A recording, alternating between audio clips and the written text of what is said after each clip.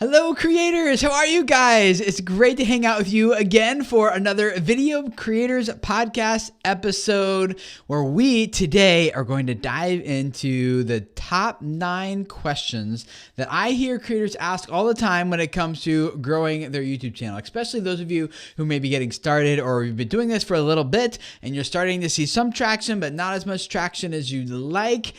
We're going to help you guys get started with some of these top questions so that you can get more views, more subscribers, make more money, and ultimately reach more people with the message that you're spreading, the business that you're growing, so you can change their lives. That's what we're all about here at Video Creators. And it's great to hang out with all of you who are here live in this live stream, in the gardens and the blessings. Oops, I soiled the planties. Got some creative gardening channels here. It looks like Patty Burchard, good to see you. Lily Tree and Miggy Wiggy, of course, NSA Family Vlogs, and welcome to Chickenlandia, Orange Blair, the J Vlog, Ross Schiller, Sarah Dawn, all of you guys, thank you for hanging out, and I want to make sure we get all of your questions, so if you have questions while we go through these top 9 questions, make sure you ask them in the chat. And Trina, my producer, is hanging out with us here today, and she will be taking your questions and putting them in front of me so we can make sure we get to those and help you guys personalize this stuff for you and what you're working through. So welcome. I am really excited to dive into this.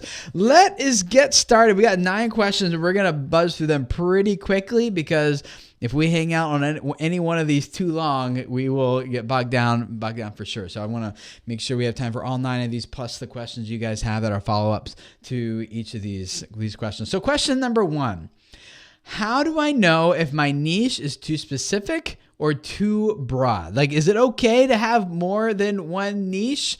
Those of you guys in the chat want to hear what your answers are as we go through these questions as well. So I want to hear your answer to that question. The question number 1. How do you know if your niche is too large or too broad or too specific? To me, it kind of comes down to like when I'm talking to the creator and I ask them like, hey, who should subscribe? Who's the most ideal audience here? If we're trying to grow your channel, who are we going after?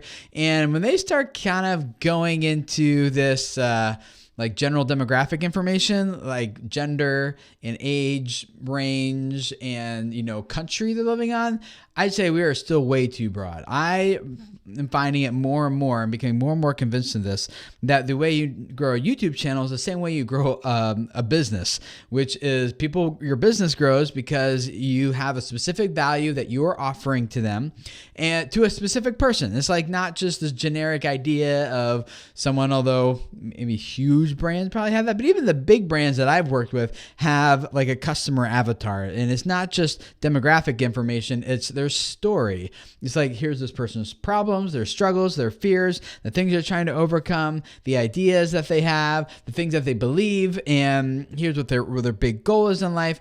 And the brand is trying to create products and services that help that person move forward. And the same thing is true on YouTube. It's like your videos should be designed to help that specific person move forward. So in order for that to happen, you need to know exactly the creator's story. And I could get into share with you guys what I think your story is.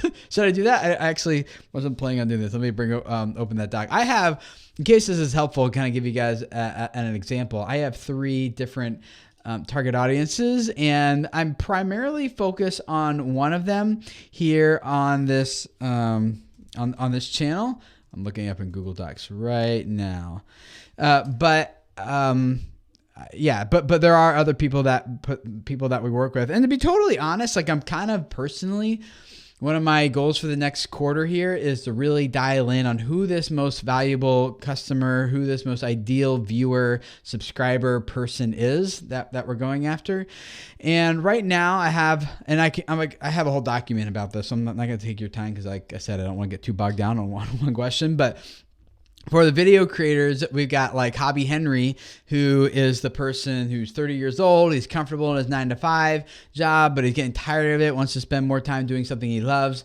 So he watches a lot of YouTube and he envies the freedom and the lifestyle that he sees, and he thinks to himself, hey, I could do that. That doesn't look too hard. So he runs the idea by his wife. She thinks it's kind of weird that her adult husband wants to play on YouTube, but she kind of shrugs it off and is like, all right, yeah, sure, whatever you want to do what you want to do.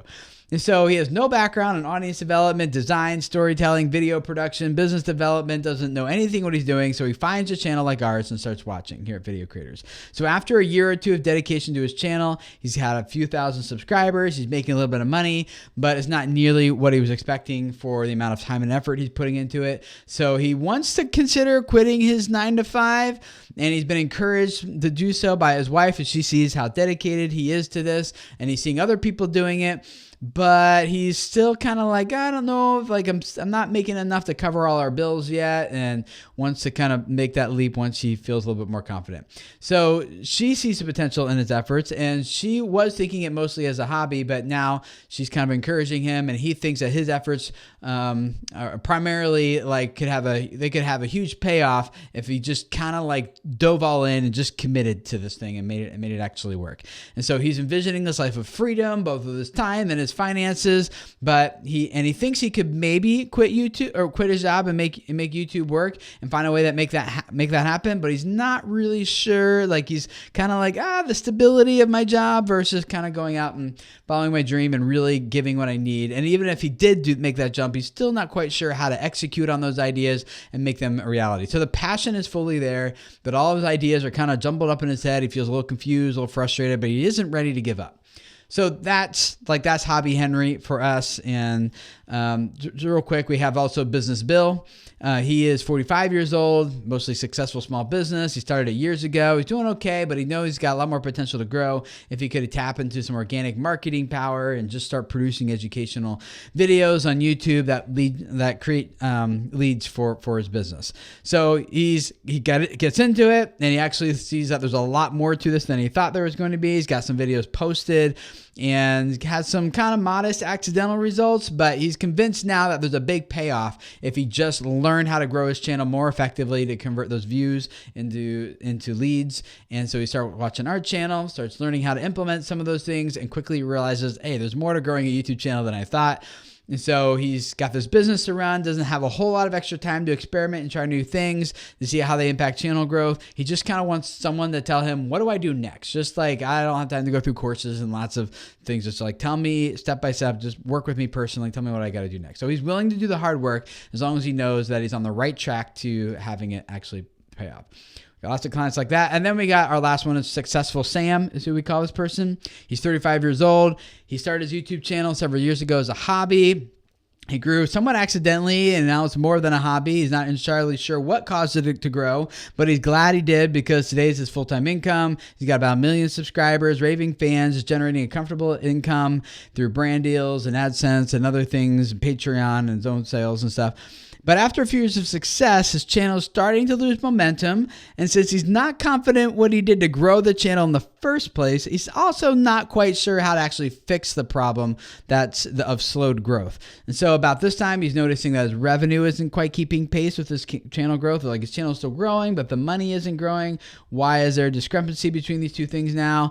Why does he continue to get thousands of new viewers and subscribers a day, but overall sales are declining, or overall viewership on his channel is still declining? The big brand deals are now going to other creators, and like viewers are just kind of less engaged. What's happening? So he's got a lot riding on his channel. The thought of it declining is very scary to him, and especially since he feels like he has no control over reversing the trend. So he wants to keep his status, he wants to keep his freedom and his paycheck, but he needs direction on how to actually do that and keep his channel growing. So, right, like those are three stories. It's not just like someone between ages of 20 and 65 who lives in the United States, has an income of $60,000 or more. And, it's like we want to know that story so we know the exact problem that we're solving. So to go back to this question, how do you know if it's too broad or too specific? It's too broad if you don't know the person's story. Now, is it okay to have more than one niche?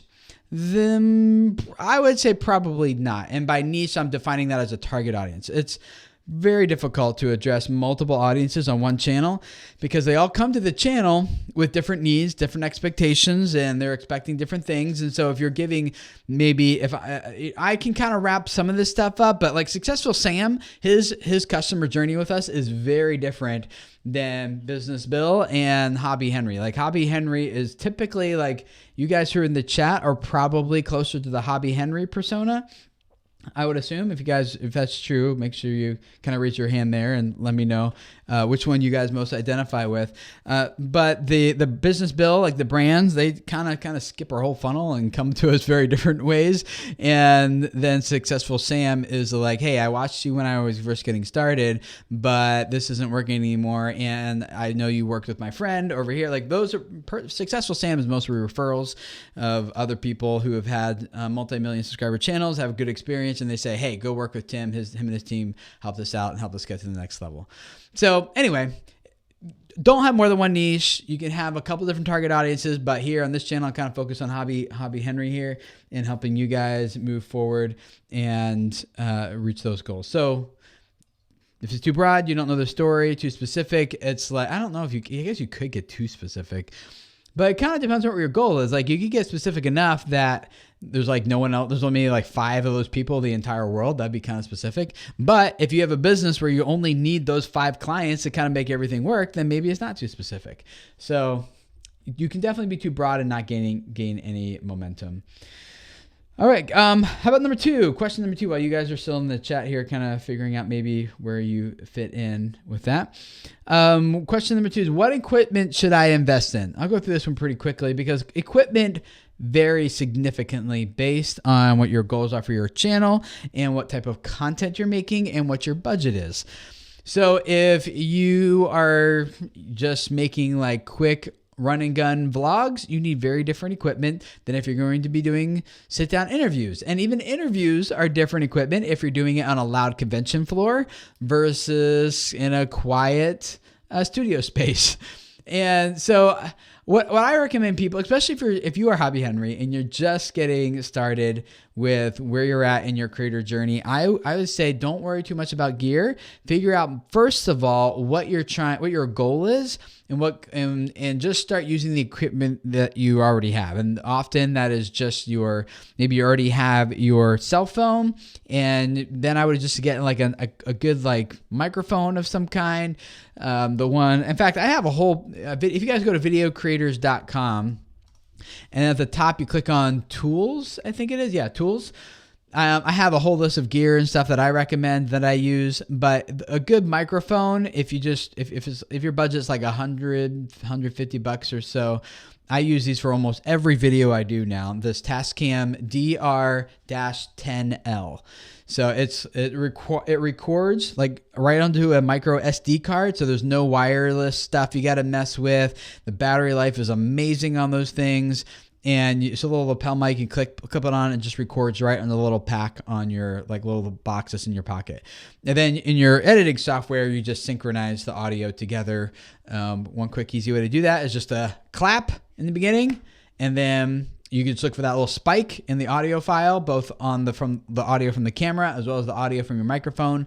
Line those two up, and boom, you're in sync. But most programs now just have like a right click, like Premiere Pro, for example. You just select the 2 tracks, right click, click synchronize, and it just slides them into sync for you. So but overall, don't worry less about gear and more about how do I create value. And then as you start creating content, then you'll know better, like, okay, I need an omnidirectional mic. A mic is going to pick up people who are talking on both sides of the camera. Or like, no, I'm on a convention floor. I need a handheld mic that's going to get only the audio that's directly in front of it. So microphones, cameras, all that kind of stuff. Like just get started with what you have. And then normally, like I've seen people make this mistake, is that they buy a lot of gear and then they get into it and then they realize like, oh, this isn't the right camera, or I wish I had this other lens, but I bought this lens instead, or I need a more wider angle or a tighter angle, or I need something I can handheld better. This one's too heavy for my arm. You'll learn those things as you go. So just start with what you got. Number 3. How do I increase watch time, click-through rates, and comments? So I was actually just working with a client of ours this morning talking about something similar to this.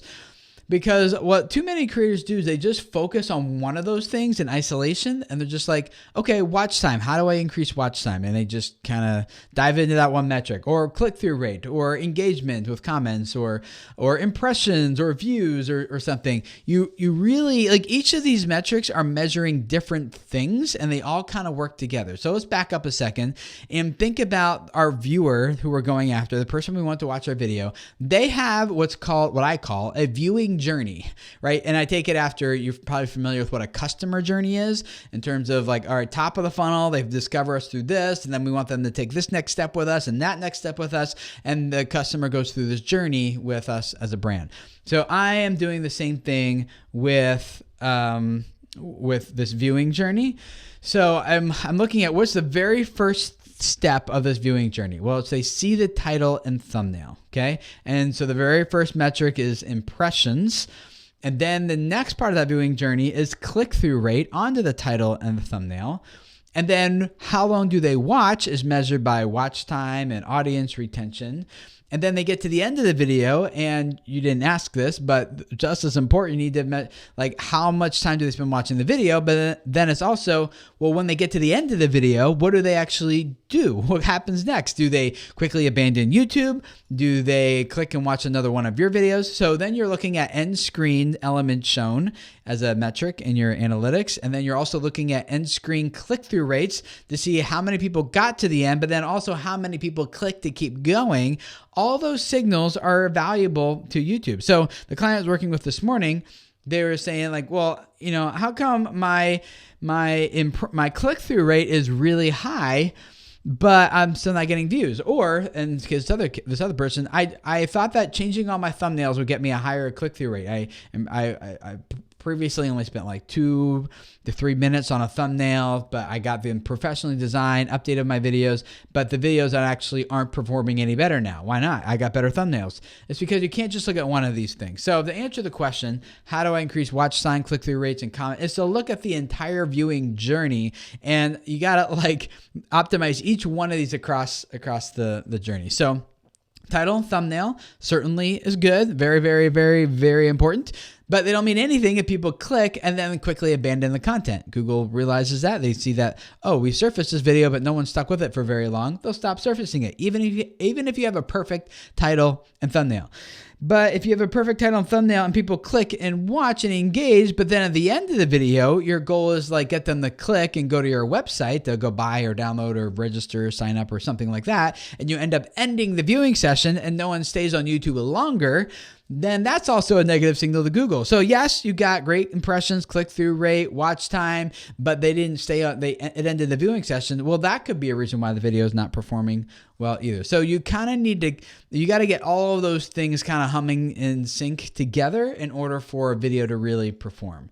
So how do you increase watch time, click-through rates, and comments? It's improve your titles and thumbnails. It's improve the hooks in the beginning of your videos. It's actually design the content to keep people watching and then get them to the end where they'll actually take you up on your call to action. And we have entire podcast episodes and videos dedicated to each one of those parts of the viewing journey, which you can go back and watch or listen to. That'll help you out with more practical things of how to dive into each one of those things. But that's the overview of how it works. Cool. Number 4, how do I get people on other social platforms over to my YouTube videos? We get this question a lot here at Video Creators. And the idea is, hey, I've got all these people following me on Instagram. What if I just transferred all of them over to my YouTube channel? And let me start promoting my YouTube channel and Instagram. And then they find out that, oh, I thought that would be an easy 1-for-1, but turns out that people on Instagram don't really want to subscribe to my YouTube videos. Why not? Well, there could be a lot of different things going on. But basically what it kind of comes down to is I just haven't really seen this be a great tactic for growing a YouTube channel. We at Video Creators focus definitely 100% on growing it organically on the YouTube platform, because there is so many untapped viewers here on the platform that like trying to yes, you should promote yourself on your other platforms so your diehard people can follow along wherever you're at. Like, so I'm not saying don't do it, but in terms of the growth strategy, you're going to grow way faster by focusing on hitting suggested content and homepage and things like that, where YouTube is now just putting your content in front of the right people. That's amazing when that happens. You don't even you're not even worried about search anymore, tags, keywords, none of that stuff really matters, because you are just like, YouTube knows exactly that this is for Hobby Henry or whoever, and they're going to put that content in front of the right person at the right time so they engage with it and come into your channel and watch. There's so many untapped viewers on YouTube that you could really access by just organically growing YouTube. So it is far easier to grow on YouTube than it is to try to grow an Instagram or grow a blog or an email list or whatever, and try to TikTok and try to transfer all those people over onto your YouTube channel. So the answer to the question, how do I get people on other social platforms over to my YouTube videos? Well, the answer is like, just promote it, which we'll get into question 5 here in a second, but just promote it, and then don't expect mind-blowing results over and over and over again. Number 5. Okay, that said, how do I do that without coming across as greedy or spammy? So how do I promote myself on other social platforms without coming across as like I'm just begging for views? And to me, the simple answer is like, well, don't be greedy or spammy and don't beg for views. Make it, whenever you post your content on other platforms, even on YouTube, it always has to be about pitching value, pitching a reward or a benefit that the viewer is going to get if they click and watch. So this has very little to do with being spammy or greedy or begging. Instead, like, hey, I made this for you. If you have this problem or you're trying to overcome that thing or whatever, watch this. If it's educational, if it's more on the narrative side, story type of content, entertainment stuff, then it's like, here's the thing that happens, watch what happens next. Or if you are experiencing this, me too, watch how I did this or whatever. So it's always got to be about pitching value. It feels spammy and greedy if instead it comes across like you're just trying to extract value from other people, and you're just trying to do this like just to give me a view so I feel better about what I'm doing. That is a totally you-centric pitch, and no one cares about that. Everyone just wants what's going to be valuable, helpful for them. Number 6, when can you repurpose your YouTube video on other platforms? I've again, tried this with not a whole lot of success. Trina, my producer, I know she does this much better than I do, and she's great at putting systems together and figuring out how to redo this kind of stuff. I think that, and I know there are other social influencers who preach this. Like they say, just document your life and your stuff, and then just publish it everywhere. But the problem with that is when you're making like one piece of content and trying to publish it everywhere, each one of these platforms has some like unwritten rules and expectations that no one might tell you, but if you violate them, like you're just not going to get any traction, because people have different expectations for what they want to consume with their time, with how they're spending their time on different platforms and things.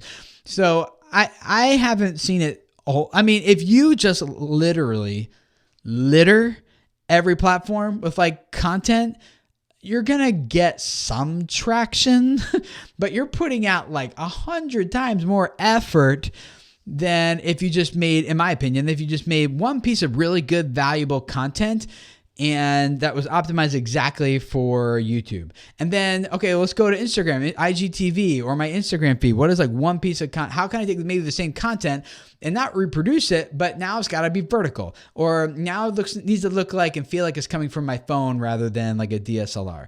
Or maybe if this actually needs to be like 15 seconds long instead of 3 minutes long, or something.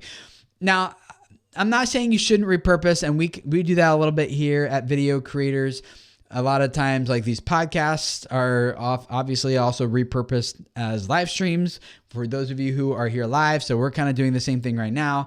And then sometimes we'll take a YouTube video and we'll take different clips of it and upload it to our Instagram. So I'm not saying there's anything wrong with it. It's just like the main answer that I have in my head in terms of like how do you repurpose your YouTube video on other platforms is just do your best to make it fit that platform as much as possible. Don't just like like share like, hey, everyone go click my YouTube link, trying to get everyone over to your YouTube channel. If people are on Instagram, upload it to Instagram. If they're on Facebook, upload it to Facebook. And if it's on LinkedIn, upload it to LinkedIn. Make sure you're putting captions on LinkedIn and Facebook so people can read along, because those on YouTube, people typically watch with audio enabled. On Instagram and Facebook, people typically have audio turned off. So the captions and the opening visuals are going to be very important. You can't rely on audio on those platforms. So just kind of optimize it for like if it needs to be square for your Instagram feed, do that. Just, you just got to tweak them for each of those platforms. But again, it's kind of like not a great growth strategy for any of the platforms at that point, unless you are just like posting 3, 5, 15 different pieces of content a day, and just the sheer volume is kind of getting something going for you. Number 7, should you re-optimize or delete old videos on your YouTube channel? Sure. The answer is yes and no. So should you re-optimize? Let's talk about that one first. So you've been growing your channel for a little while, and you're looking back at your older content and you're like, I don't know about that. Like, that looks kind of embarrassing. My videos are way different, or like I'm just different topic or different direction now. Should I delete those videos or re-optimize them? I'd say if you feel like the content is solid, and when considering the viewing journey, the issue is primarily with the title and thumbnail, because like the video itself is really good and will hold people's attention, then I would say yes, re-optimize, give it a new title, give it a new thumbnail, and only if the video is kind of dead. If it's still getting momentum and growing, don't touch it. Just let it go. But if it is kind of like dead and not getting any traction, you got nothing to lose. So update the title and the thumbnail and try to re-optimize that. I did that on my channel a few months ago now. I did a video with a friend of mine who's a YouTube employee about how often should you upload new videos to YouTube. And the title was really good in my opinion. It was, how often should you upload, from a YouTube employee, but employee got truncated. The title, like you didn't see that part in the title. And so the video got like 10,000 views or something. And I'm like, man, so many people ask me this question. This video should be getting way more views than it is. Why is it not performing better? And so it got 10,000 views and just kind of stopped. And so I went back and updated the thumbnail, actually. Kept the title the same because I couldn't think of a better title for it that was a little less punchy, because I wanted to get the YouTube employee like up where it was more visible. So I just updated the thumbnail and put YouTube employee in the thumbnail. I took out this little graphic that we had and put YouTube employee with an arrow pointing to the guy instead. And then it shot up to like 60,000 views in like the next week. So updating titles and thumbnails and stuff on a video that's just kind of flat can definitely help if you're confident that the content is solid. Now, deleting old videos from your channel, I've heard so many theories about deleting videos and old videos, and the algorithms will promote you more or less. I haven't seen any of that actually based on anything more than empirical data. Like if YouTube's answer to this question is like, sure, if you want to, if you feel like that content's hurting your brand, go for it. But from an algorithm perspective, if it's old content and no one's watching it, it's not hurting you because no one's watching it. YouTube figured out that people don't want to watch that content, and so they stopped surfacing it to people.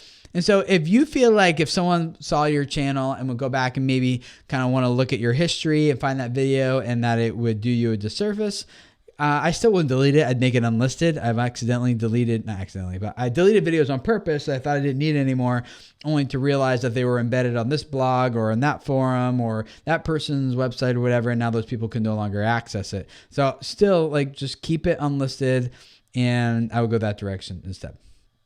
All right, looking forward to diving into your questions here. We're going to do that here in just a second. 2 more. If you have questions, make sure you ask Trina in the chat. She'll put them in front of me. And we'll get to those here in a second. So number 8, how do I start collaborating with other creators? How do I do collaborations?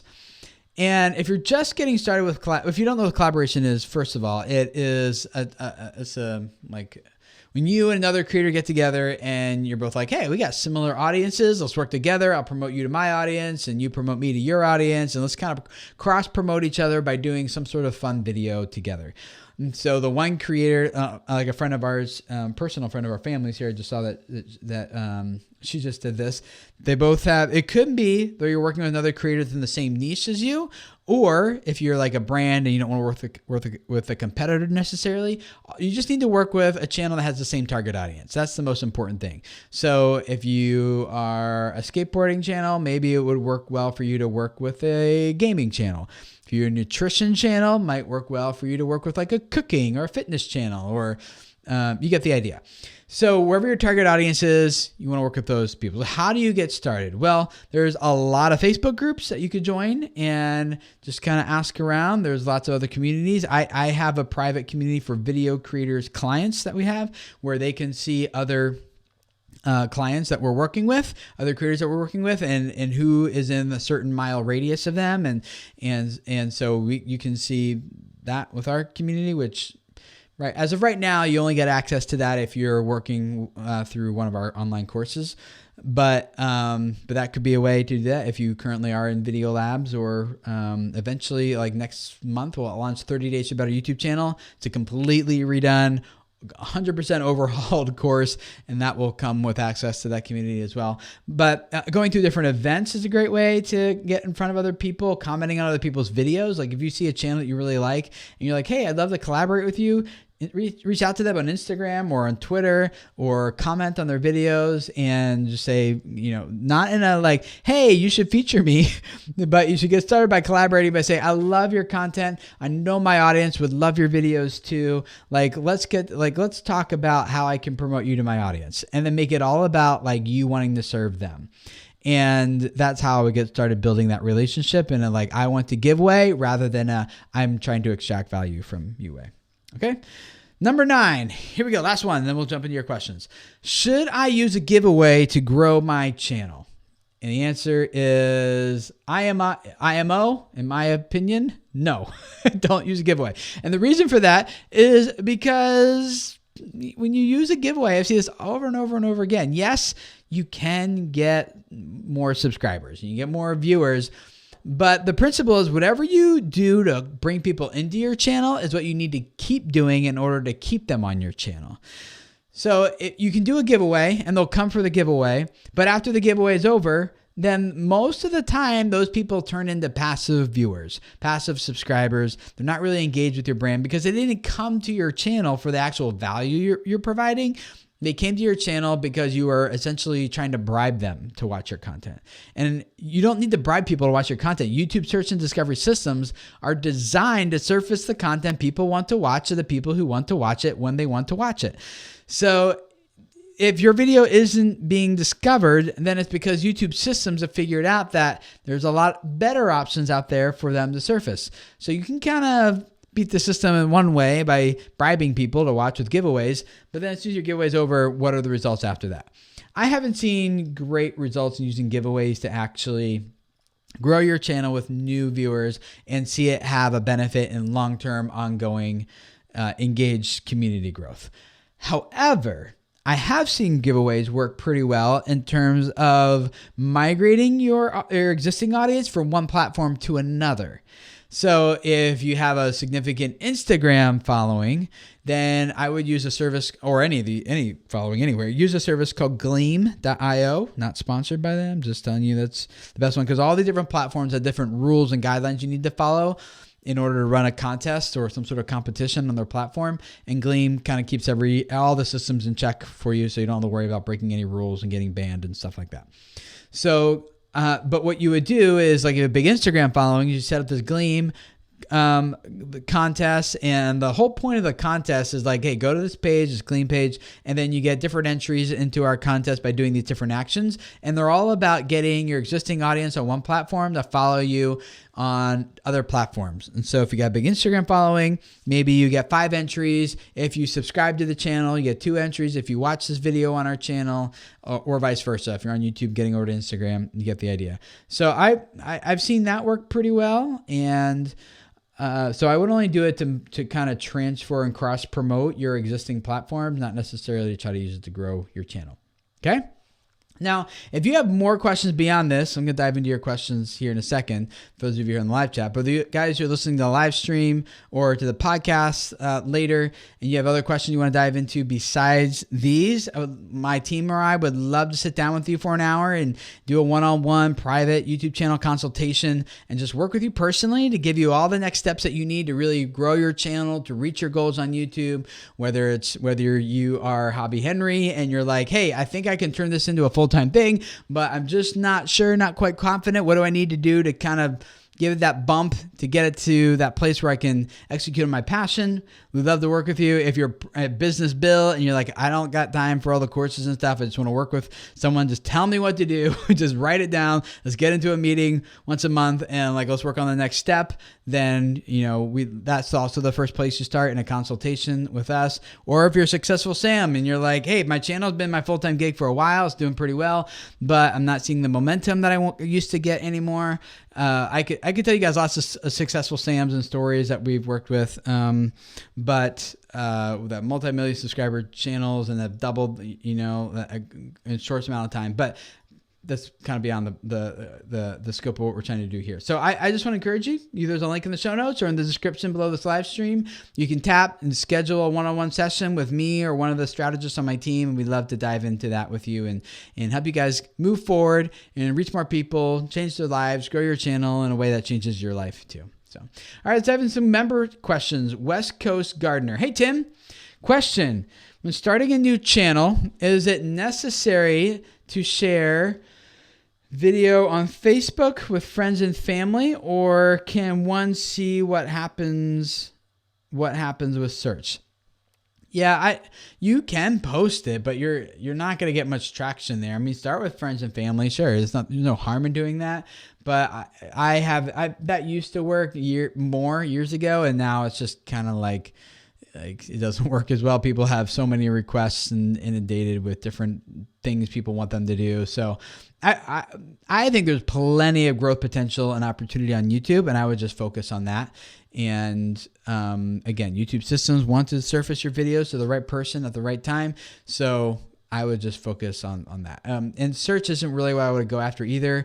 It's not bad as a traffic source. It's just the least valuable from an average view duration perspective. It can be great from a volume perspective, but your most valuable customer/viewer comes from homepage and suggested. And we've been focusing on that for the past several years. And that's when, we work with one channel. I've told the story before. I'll tell it again. One channel doing 2,000 new subscribers a day, focusing on search. It was working pretty well. But then when we shifted and started focusing on homepage and suggested, they went to 39,000 subscribers per day.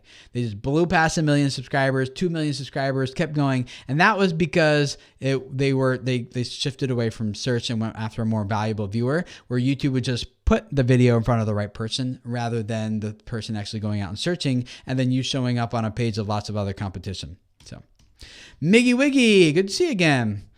Says, I got a question for Tim when it's time. Well, it's time. How can I hook a video that wouldn't have a traditional hook? Say a hypothetical comedy sketch coming out this week. Well, it still has a hook. And it's not hypothetical, and it is not traditional. The hook is the tension that you're creating in the brain in terms of, is this worth watching, continuing or not? So the title and thumbnail set an expectation. Hopefully, if it's a comedy sketch, then the person's like, oh, that seems funny, or what happened there, or that seems interesting, or yes, that's hilarious. So when they open the video, you can't open hey guys, so welcome. My name is Miggy Wiggy, and today we're going to talk about funny things. And no one's going to click and stay. No one's going to stay around for that, right? So you got to open up the really hook. So I don't know what the title and thumbnail is, but whatever the title and thumbnail is, the opening hook has to connect with that. So if it's a comedy about something happening in politics right now, you need to open up clearly identifying with the title and thumbnail that this is about that political issue, and that the opening seconds of the video are also about that political issue. And so you maybe start right into the story, or a quick one or two one-liners or something, kind of get the person smiling, but you still do need a hook. You can't just kind of hey, watch my video, and then wait for minute 8 to come along when the viewer's like, oh, okay, now this is worth my time, which I have definitely made that mistake before in my own content, so I can speak from experience. AJ Lazarus, thanks for the super chat. Do you have any specific advice or resources for building a YouTube audience as a musician? Yes, I do actually. If you just search my channel, if you go to youtube.com/video creators, and on desktop anyway, I think you can do this on mobile too. There's a little magnifying glass right at the top of my channel there, and you can just search for like music or something, and you'll get videos from me with Peter Hollins and different other musicians about how they grew their music channel. The main summary, like if I was gonna boil it all down, it's like you can't be just a musician. You have to also be a personality, and people will love your music because of your story. They can sometimes love your music and then love your story, but typically it's like, oh, I heard this person's story. I really like that story, and now I like their music too. So that's the way to go about it. Creatively inspired by Denise. I love my content that I have created, but how do I get other people to see my stuff? I feel like I'm a P in the YouTube world and not being seen. We have entire episodes dedicated to that as well. I wish I was like a good podcaster and knew all the episode numbers and stuff that I could just tell you guys, but I'm not that good of a podcaster to be able to do that. So I know we have talked about that at length in other episodes, and but the summary of it is, Denise, it's about knowing who your target audience is and why they should care, what value you're proposing to deliver, and then giving that to them as quickly and as like valuably as possible, so that they click and keep watching. Don't worry about the technical stuff. That stuff doesn't matter nearly as much as it used to. YouTube search and discovery systems don't even really put much weight on those elements anymore, because they've learned that people lie in their metadata and they use misleading titles and thumbnails just in order to get clicks, and that's not what YouTube wants either. So they're evaluating things like viewer satisfaction, like an emotion. And so how do you measure satisfaction? That's a whole nother conversation, but what you need to know as a creator is you just need to like, how do I satisfy people with my content?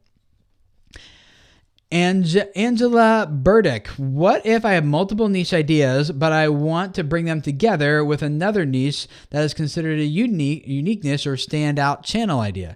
Yeah, you can do that. Bring together different niches. Like I want to do cooking for fitness people. I want to do rollerblading for senior citizens, or I don't know, like whatever you want it to be. You can bring together different niches like that. Yeah, that's no problem. It just has to be clear. Like you can't do it just has to be clear that I know what I'm getting if I subscribe here. You can't be like, there needs to be some sort of thread that ties it all together for the viewer, so that when the viewer comes, there's no sense of confusion. If they're confused, like I can't tell if this is a channel for gamers or for skaters, then that's a problem. Instead, it's got to be like, hey, we're about doing whatever makes us feel free and independent, for example. Oh, okay, now I understand why those two things go together, and yes, I'm on board with that. So it just needs to be like it just can't be confusing. So bring it together and make sure you're clearly communicating the thread that ties it all together, and not just necessarily we do this random thing and that random thing, because that won't work. Sarah Dawn, oh, I have a question that just came up. I'm just putting up a tutorial video, and I want to tell people to go to the next tutorial video, but that doesn't exist yet. Suggestions? Yes. So what I do is I was still on the end of the video be like, now the next thing you need to know is how to do this tutorial. Click right here to go to that next step 2, and I'll see you guys in that next video. But when I first published the video, that video doesn't exist yet. So instead, in the space where that video will later be for them to click, in my actual video file, I'll just put like coming next Thursday or something. So it's right there on the video where I'm pointing, and people who are hearing my call to action to click will then see the text coming next Thursday and like, okay, I get it. It'll be here next Thursday.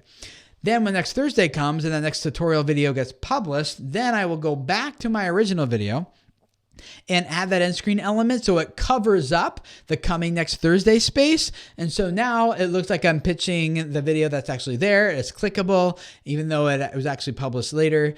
And now future viewers from that point on no longer see the coming next Thursday. Instead, they see the end screen element that they can click on because that is covering up the text I had underneath of it in the video.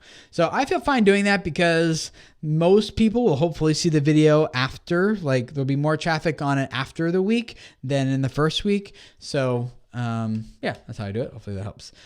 Temni Danso Art. I've been focusing on search. What practical steps can I take to refocus to help my content come up unsuggested instead?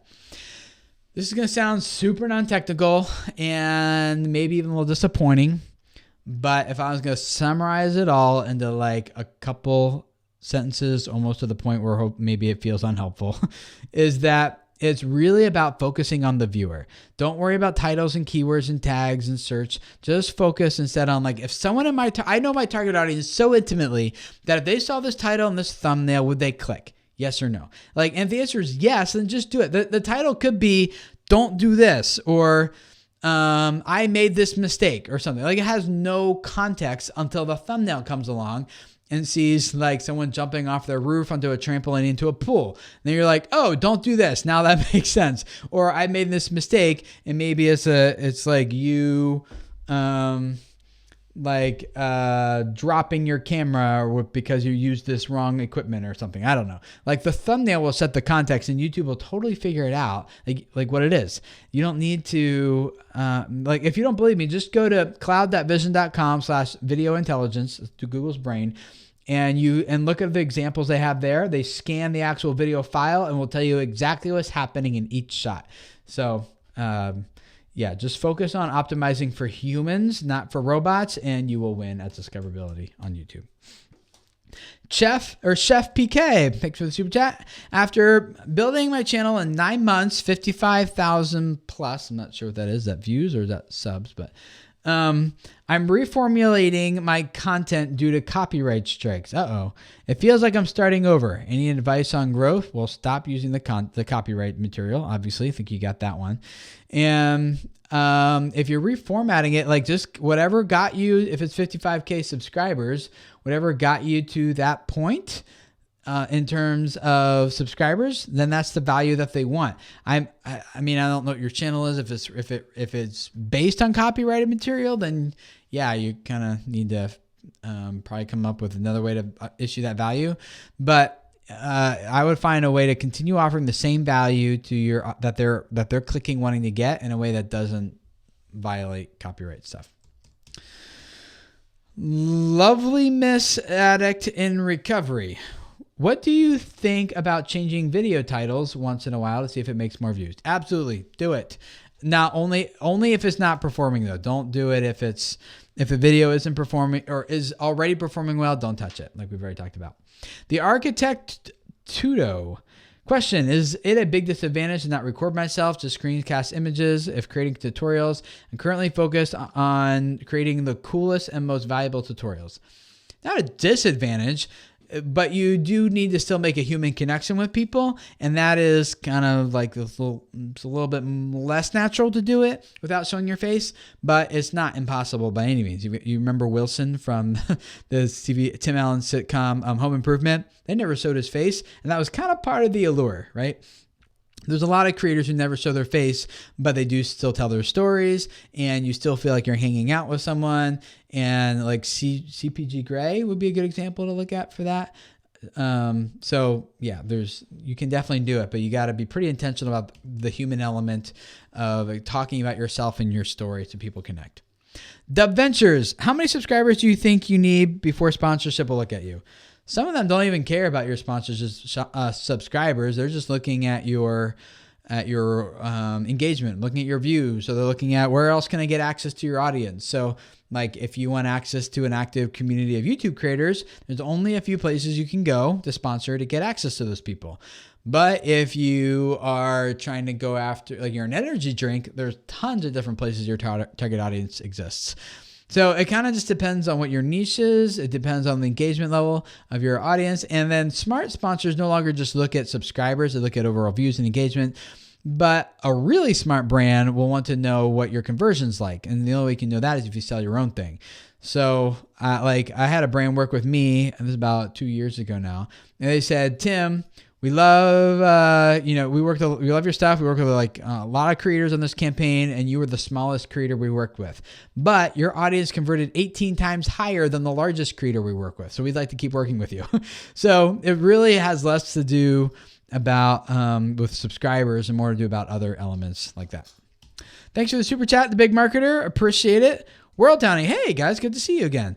Is the Facebook group for this active clients or former Video Lab participants? It's not a Facebook group, actually. It's our own private platform. So I know you guys are former Video Labs graduates. So we're still kind of growing it and expanding it slowly, because we want to make sure that we get the community piece. Is really a lot. It's pretty interactive, and it's me and the strategists on my team are investing our time into helping people in this group. So we want to make sure we scale it in a way that keeps the value really high. We don't want this to become just another Facebook group where there's a lot of people just kind of pulling their ignorance together. Nothing against other Facebook groups necessarily. I just want to make sure that the value here is very high. So we're growing it. That's why it's only open to current clients and things right now.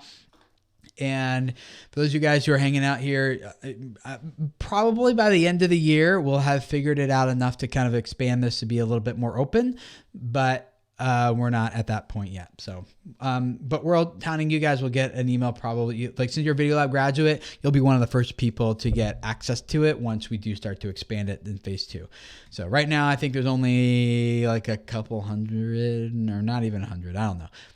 I know it's around 100, I think, people in there. And so we're just kind of like, what does it take to support 100 people before we start expanding it to more?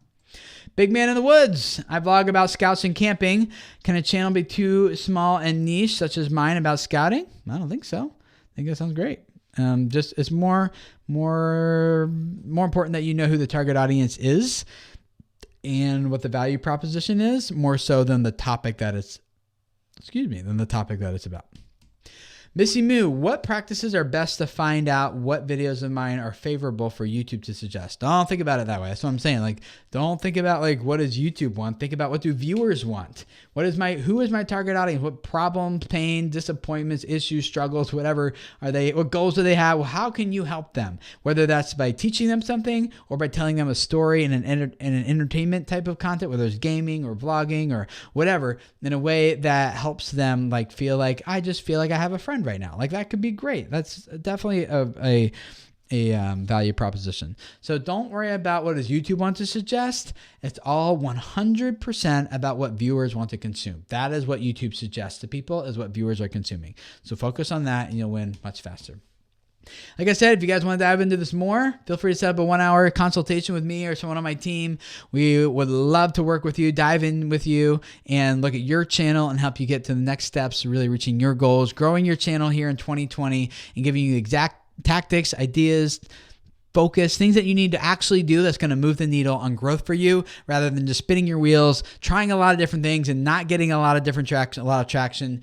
You can do that, and sometimes it works, but it's far more predictable for us to like work together and give you that path based on what we've seen we've worked with literally over 1,000 YouTube creators, helping them grow, getting over well, that's the old stat. We need to update it. Last time we did all the math through YouTube's API and all our clients, the growth that we personally can take credibility for, not just in terms of like, hey, we worked with this guy, and now we're taking credibility for all the views he had on his channel before he came to work with. No, just people that we have worked with personally, views that we can take responsibility for. Is 14 billion views, 61 million subscribers on YouTube with our clients. And so we've seen a lot on YouTube. We can help you move forward with your goals on your channel. So set up that session. Love to work with you. But in the meantime, looking forward to hanging out with you guys again next week. We'll have some more people from my team, other strategists here joining me, and we'll have a great time introducing you to them and talking about a topic that they are passionate about and bringing to you guys. And so